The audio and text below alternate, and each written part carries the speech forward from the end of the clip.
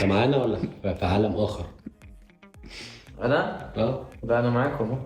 ماشي. دماغه تتوزن بالذهب وأفكاره بتوديك في حتة بعيدة علشان تشوف الخيال حقيقة وإبداع. أخوه مطرب مشهور وحياته الشخصية خط أحمر، هادي وعنده شركة إنتاج كبيرة، أهلاوي صميم ودرس البزنس في أسبانيا ومالوش في الشهرة والأضواء. أسرار الفنان المنتج هشام جمال وعلاقته القوية برئيس النادي الأهلي محمود الخطيب. تفتكروا هيكون هو رئيس قناة الأهلي الجديد الفترة اللي جاية؟ يا ترى مين هي عائلة هشام جمال اللي مش كتير يعرفوها؟ إيه هي أبرز أسرار حياته؟ ايه سر حب محمود الخطيب ليه؟ كل التفاصيل دي واكتر هتعرفوها معايا في الفيديو ده، بس علشان تسمعوا الحكاية تابعوني للنهاية.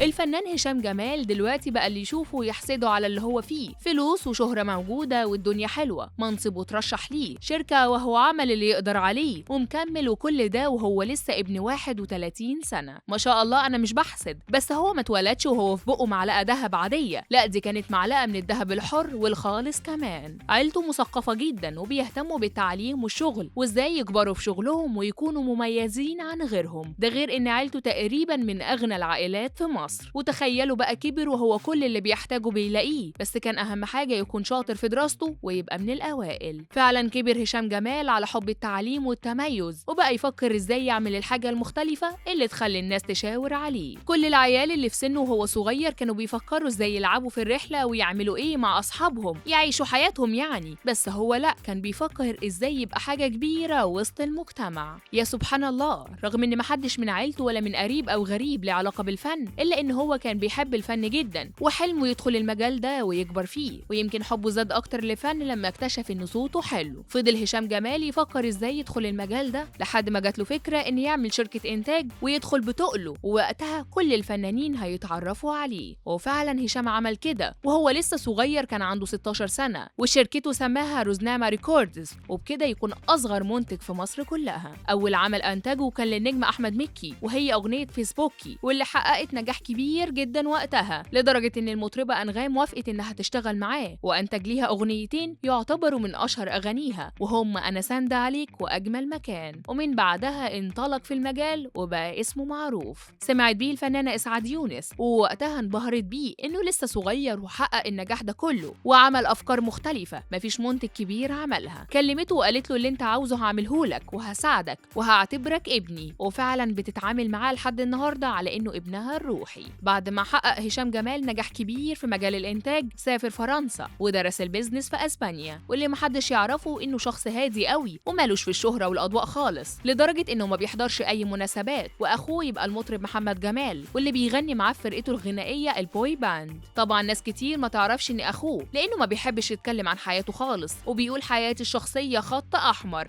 أما بقى عن سر حب محمود الخطيب ليه، فالعلاقة بدأت ما بينهم لما اشتركوا في أغنية ارسم قلب، واللي كانت من تنفيذ هشام، وبعدها بقى بيصمم حفلات النادي الأهلي. اتطورت العلاقة ما بينهم من شغل لصحوبية جامدة، خاصة إنه أهلاوي صميم، لكن الخطيب بيثق فيه جدا وشايفه شخص موهوب ودماغه من ذهب وبيحب شغله ومميز فيه، لدرجة إن من ساعات قليلة انتشرت أخبار إنه هيكون رئيس قناة النادي الأهلي الجديد. تفتكروا الترشيح هيبقى أكيد ولا لأ؟ مستنيين رأيكم في التعليقات.